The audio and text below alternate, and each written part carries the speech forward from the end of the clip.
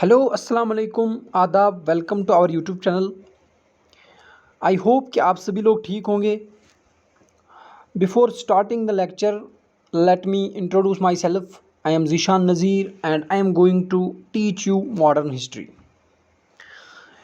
पिछला जो वीडियो था हमने जो लॉन्च किया था, एक तो वो हमने बहुत दिनों के बाद लॉन्च किया, और दूसरी बात ये है कि मैंने जो कमेंट्स वगैरह देखे थे उसमें आपको शायद लगा था कि मैं भी वही हूँ जो आपको पहले पढ़ाता था। मैं बात कर रहा हूँ मिस्टर साकिब अहमद की। ठीक है, तो I am revealing this thing, I am new to this channel. ठीक है, बट घबराने की कोई बात नहीं है। हम आपका जो सिलेबस है वो हम पूरा करेंगे। अब जो वीडियो सीरीज़ आएगी वो अब कंटिन्यू रहेगी। एक तो मिस्टर साकिब अहमद भी क्लासेस लेंगे और दूसरा है मैं भी कंटिन्यू करूँगा क्लासेस। ठीक है, तो आपको क्या करना है, अब अगर आप चैनल पे नए हो तो please subscribe the channel, share with your friends and like the videos. ठीक, तो आज का टॉपिक जो है वो है हमें बिगिनिंग ऑफ द म्यूटिनी। जब ये म्यूटिनी स्टार्ट हो गई, कहाँ से ये स्टार्ट हुई। पिछले लेक्चर में भी आपको मैंने ये पहले ही बता के रखा है कि ये जो हिस्ट्री है ना, बच्चों को एक डर लगता है। किस बात का डर? ये है कि ये डेट्स वगैरह याद रखना ये बहुत मुश्किल काम पड़ता है। लेकिन मैंने आपको बोला हिस्ट्री के लिए हिस्ट्री का दिल होना चाहिए। हम आपको ऐसे पढ़ाएंगे कि जैसे आपको लगेगा कि हम कहानी सुन रहे हैं। ठीक है, कहानी सुनते सुनते आपको वो डेट्स वगैरह जो भी हिस्टोरिकल इवेंट्स हैं वो आपको याद रखे, वो आप डायरेक्टली याद रखोगे यहाँ से ही। कहानी सुनते सुनते मैं पढ़ाऊँगा नहीं, मैं कहानी सुनाऊँगा आप लोगों को। बस आपको एक काम करना है, आपको वीडियो के साथ बने रहना है और एक कॉपी लेनी है। जहाँ मैं बोलूँगा कि नोट इट, आपको वो नोट करना है, क्योंकि वही जो मैं बोलूँगा कि नोट करो वही मिले हैं क्वेश्चंस। जहाँ का आप कोई भी रिक्रूटिंग एजेंसी के कोई भी क्वेश्चंस देखोगे, जो भी रिक्रूटिंग एजेंसी है नेशनल लेवल की या स्टेट लेवल की, हाँ उसने उसी में से क्वेश्चन पूछे हैं। जब मैं बोलूँगा कि पॉइंट इट, आपको पॉइंट करना है। That means you have to write that point. ठीक है, और बाकी जो भी सिलेबस हैं वो हम पूरा और पूरा कंप्लीट करेंगे। That is promise. इसके बाद हमने सोचा है कि हम अकाउंटेंसी का भी स्टार्ट करेंगे, और वो जियोग्राफी वगैरह या इवन कि कंप्यूटर की जो भी नॉलेज हैं वो भी हम आपसे शेयर करेंगे। तो जुड़ते रहिए हमारी चैनल से, सब्सक्राइब कीजिए, लाइक कीजिए और कमेंट कीजिए। तो स्टार्ट करते हैं आज का topic, that is beginning of the mutiny.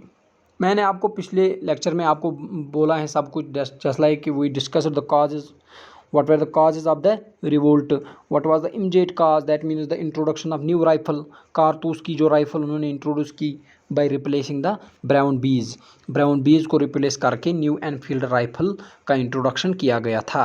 लेकिन बात यह है कि ब्रिटिशर्स को जब अगर लगा था कि there is mutiny there, that means there is going to be, that means there Indians are going to be revolting against it.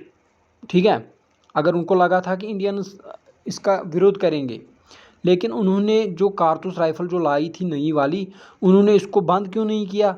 In order to save the country at that time, in order to save their legacy, in order to save their kingship. ठीक है, but क्या करते वो, एक तो quantity जो थी ना एनफील्ड राइफ़ल की, न्यू एनफील्ड राइफ़ल की जो क्वांटिटी वो बहुत मतलब उन्होंने प्रोड्यूस की थी, मतलब बहुत लॉस होने वाला था उनका। फिर दूसरा चीज़ है why they used the pig and the cow fat, why they used it, because it was मतलब लेस कॉस्टली, लो कॉस्टली था उस टाइम का वो। अगर फॉर एग्ज़ाम्पल और कोई कंपोनेंट इस्तेमाल करते वो, मतलब इसके for example to replace this cow and pig fat, अगर और कोई चीज़ यूज़ करते वो शायद उनको कॉस्टली पड़ता, तो इसीलिए उन्होंने वो दो आइटम्स यूज़ किए थे। खैर वो छोड़ो, अब हमें पढ़ना है how the mutiny began, how the mutiny कैसे स्टार्ट हुई, कहाँ से स्टार्ट हुई। तो अगर हम बात करेंगे इनिशियल स्टेजेस की, इनिशियल स्टेज में क्या हुआ था, इनिशियल स्टेज में हमें आता है, हम बात करेंगे 19th इन्फेंट्री की। 19th इन्फेंट्री की 19th बंगाल इन्फेंट्री।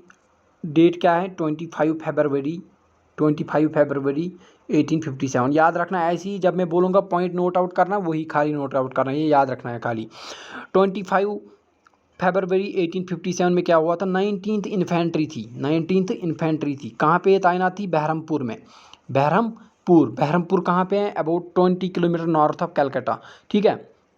और बरहमपुर भी बोलते हैं इसको, बहरमपुर, जो भी आपको याद रहे। तो 25 फरवरी 1857 में वहाँ पे एक तैनात थी Bengal infantry, 19th Bengal infantry. उन्होंने क्या बोला? उन्होंने बोला कि we will not use this newly introduced rifle. They refuse to use this newly Enfield rifle, ठीक है। किन्होंने? 19th बंगाल इन्फेंट्री ने। तो इसके रेस्पॉन्स में क्या किया ब्रिटिशर्स ने in response to this they disbanded the whole battalion. They disbanded the whole battalion. Why? Because they refused the order. तो ये थी एक कहानी। दूसरी कहानी है 29 मार्च की। 29 मार्च की, ये इनिशियल स्टेज हो रहा है, बिगिनिंग हो रही है इनिशियल स्टेज में। 29 मार्च 1857 में क्या हुआ था? बरकपुर एक जगह है, ये भी कलकत्ता में ही है, ठीक है। तो वहाँ पे 34th इन्फेंट्री थी। 34th इन्फेंट्री थी। उन्होंने क्या बोला? They too refuse to use this newly introduced rifle, ठीक है। They too refuse to use this newly introduced rifle. वहाँ पे एक बंदा था मंगल पांडे, जो मैंने आपको वो बात बोली है। मंगल पांडे ने क्या किया?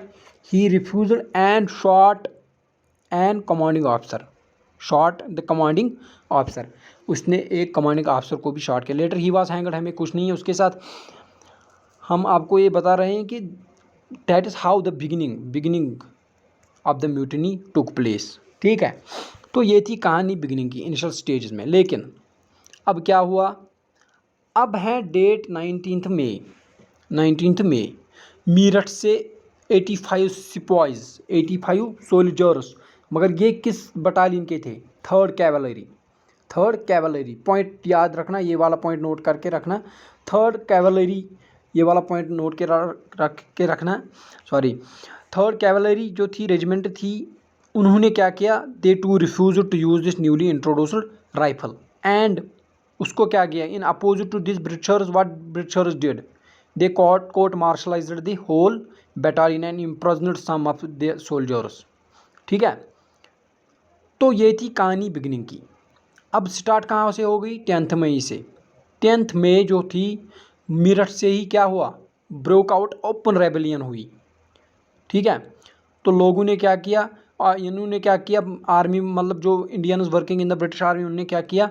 They killed some of their European officers, released some of their fellow sipahis and marched to Delhi to appeal to Bahadur Shah Zafar the Mughal empire, ठीक है, लास्ट मुगल एम्पायर। तो उन्होंने क्या किया?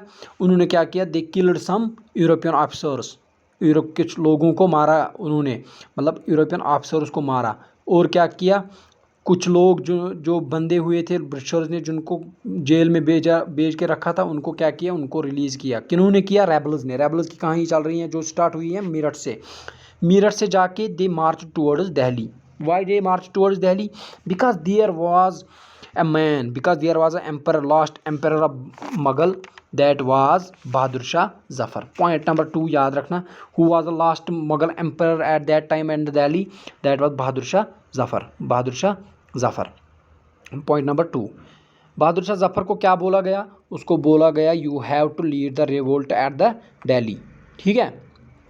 ऑल्दो ही वाज नाउ, मतलब वो अब ओल्ड हो चुका था, कमज़ोर हुआ था, लेकिन he led the revolt at Delhi and overcame lieutenant Willoughby. Point number 3 याद रखना, उन्होंने क्या किया? जब उन्होंने रिवोल्ट स्टार्ट किया दिल्ली से, अब ठीक है, दिल्ली से अब स्टार्ट किया, उसने ओवरकेम किया। ओवरकेम मतलब ओवर पावर्ड, अपने आप को ओवर पावर करना। किस पे किया? अपने आप को बारी करना, मतलब ही कैप्चर्ड दिल्ली। और किसको डिफीट किसको की? Lieutenant Willoughby. Bahadur Shah Zafar ने किसको डिफीट दी? Lieutenant Willoughby. Point number 3 याद रखना, ये वाला विलक बॉय, इसको डिफीट करके दिल्ली को अपने कब्ज़े में ले लिया। बट याद रखना कि ये जो दिल्ली का कैप्चर होना, it was the big blow for the Britishers, ठीक है। तो ऐसे ही जब ये आग भड़की, जब तो the whole country was set ablaze, specially north India में ज़्यादा आग भड़की। तो दिल्ली से स्टार्ट होके कानपुर, लखनऊ, इलाहाबाद, बरेली, बनारस, ठीक है, western Bihar, Awadh, Chambal and Narmada areas, they were the main epicentres of this revolt. हम आगे देख लेंगे कि what are the important storm centres, who were the leaders leading the revolt at those important centres, ठीक है, वो हम देख लेंगे। बट आपको याद क्या रखना है कि जब दिल्ली से स्टार्ट हो गई और ये अब आग फैल गई कंट्री में, ठीक है।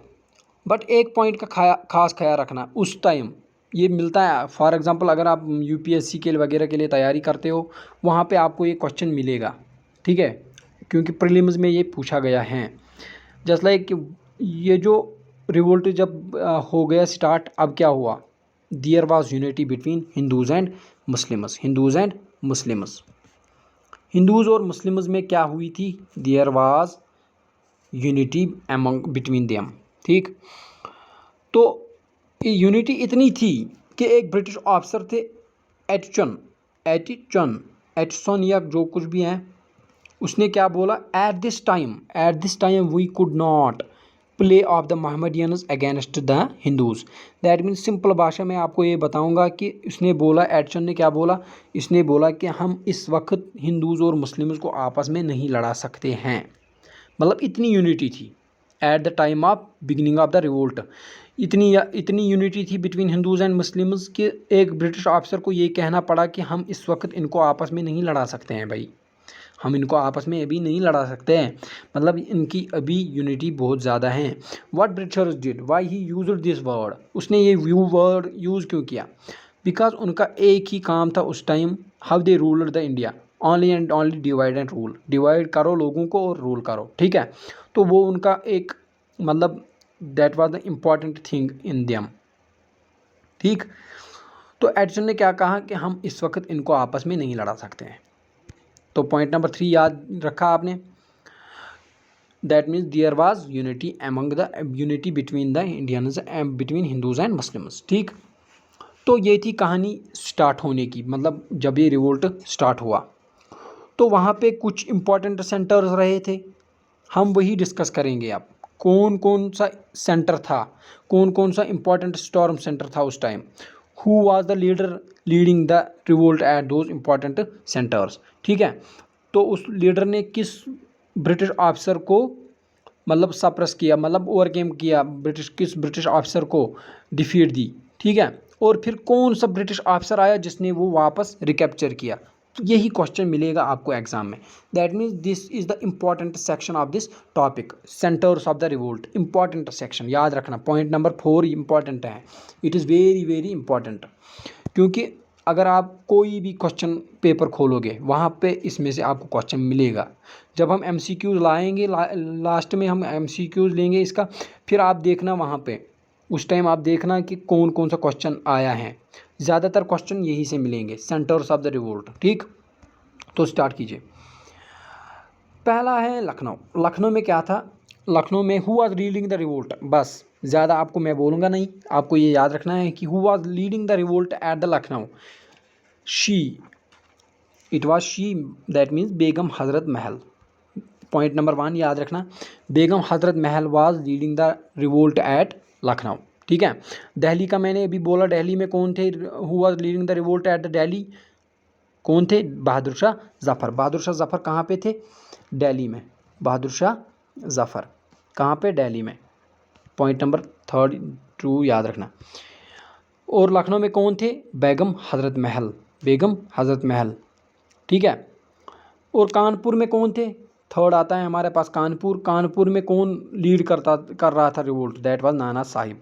मैंने आपको ये बोला था he was the adopted son, ठीक है। उसको क्या बोला गया था कि you are not able to inherit the property of your father, that means that means he revolted against the Britishers for his own cause. ठीक है, तो हमने वो बात की थी आप के साथ, वो हमने पूरा और पूरा डिस्कस कर लिया। हमें आज उसके साथ कुछ नहीं करना है, लेकिन हम आपको ये बोलेंगे कि he was leading the revolt from Kanpur. ठीक है, कानपुर में किसने लीड किया था रिवोल्ट? नाना साहब ने। लेकिन एक और साथी था उसके साथ कानपुर में। पॉइंट नंबर ये भी इम्पॉर्टेंट पॉइंट है, दैट वाज तांतिया तोप। ये कहाँ से लीड कर रहे थे revolt? Lucknow. That means both Nana Sahib and Tantia Tope. ठीक है, they were leading the revolt in Kanpur. और फिर आती है हमारे पास झांसी। झांसी में कौन था? झांसी में कौन था? Who was leading the revolt at Jhansi? Rani Lakshmibai. Rani Lakshmi was leading the revolt at Jhansi, ये याद रखना। And important, it is the most important point here, that means Bihar से कौन सा बंदा लीड कर रहा था? That was Kunwar Singh. बिहार उस टाइम, अगर आपको एक बिहार नहीं आएगा, डायरेक्टली आएगा अर्रा वो प्लेस थी उस टाइम बिहार की। दैट मीन्स अर्रा से कौन लीड कर रहा था revolt? That means Kunwar Singh. मैं आपको ये दिखाऊंगा, आप स्क्रीनशॉट लेना इसकी। दैट मीन्स ये देखो, दिल्ली से कौन था? बहादुर शाह जफ़र। ठीक है, ये हम देख लेंगे बाद में किसने रिकैप्चर किया, हमें अभी इसके साथ कुछ नहीं है। आप बस यहाँ पे याद रखिए ये वाला, फिलहाल ये वाला पोर्शन आप काट कीजिए। ठीक है, दिल्ली से कौन लीड कर रहे थे revolt? That means Bahadur Shah Zafar. Lucknow से कौन थे? बेगम हजरत महल। कानपुर से नाना साहिब। ये आपको टिप ऑफ द टंग याद होनी चाहिए। दिल्ली से बहादुर शाह जफ़र, लखनऊ से बेगम हजरत महल, कानपुर से नाना साहिब, झांसी एंड ग्वालियर से रानी लक्ष्मीबाई एंड तांतिया तोप। ये झांसी की बात है और ग्वालियर की। ठीक है, बैरली जो है जगह, खान बहादुर खान वहाँ पे थे, खान बहादुर खान। अहमदाबाद बनारस से कौन थे? मौलवी लियाकत अली। बिहार या अर्रा से कौन थे? कुंवर सिंह। अर्रा, यहाँ पे अर्रा भी लिखना, ARRAH। ठीक है, वहाँ पे कौन थे? कुंवर सिंह। तो ये थी कहानी इंपॉर्टेंट सेंटर्स की।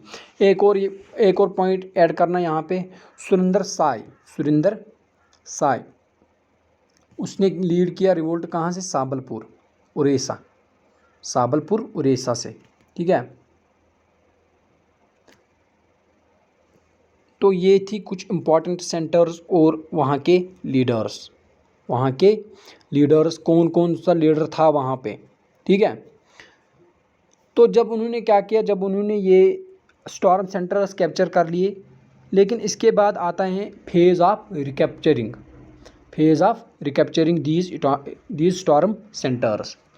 तो दिल्ली में क्या हुआ? दिल्ली में जब उन्होंने रिकैप्चरिंग स्टार्ट की दिल्ली में, तो British who was leading from the Britishers? That was John Nicholson was leading from the Britishers. John Nicholson was leading from the Britishers. That means he was the commanding officer of the Britishers at Delhi and he recaptured the Delhi. Important point याद रखना। दिल्ली जब it was 12 मई 1857 दिल्ली को capture किया गया था bye rebels and 12 मई 1857 को capture किया गया था दिल्ली को by the rebels. That means Bahadur Shah Zafar second. इसने क्या किया था? इसने कैप्चर किया था दिल्ली को ऑन 12 मई 1857। लेकिन जब जॉन निकोलसन आए थे, उसने रिकैप्चर कब किया? पॉइंट नंबर ये याद रखना, 20 सितंबर 1857। 20 सितंबर 1857 जॉन निकोलसन ने रिकैप्चर किया दिल्ली को। ठीक है, इसी तरह आती है कहानी लखनऊ की। लखनऊ में क्या हुआ था? लखनऊ को 4 जून 1857 बेगम हजरत महल ने क्या किया? कैप्चर कर लिया। कैप्चर किया लखनऊ को ऑन 4 जून 1857। ठीक है, लेकिन who was the British officer who was commanding at the time of recapturing the Lucknow? That was Henry Lawrence, ऐसे ही क्वेश्चन मिलेगा आपको, ठीक है। हेनरी लॉरेंस ने क्या किया? हेनरी लॉरेंस ने रिकैप्चर किया। हेनरी लॉरेंस ने रिकैप्चर किया। किसको किया? लखनऊ को, ठीक है। कब किया? मार्च में, मार्च 1858 में, 1858 में किसने किया रिकैप्चर?